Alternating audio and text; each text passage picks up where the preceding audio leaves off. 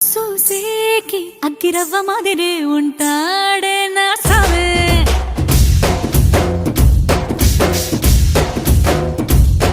మెత్తాని పత్తి పువ్వుల మరి సంట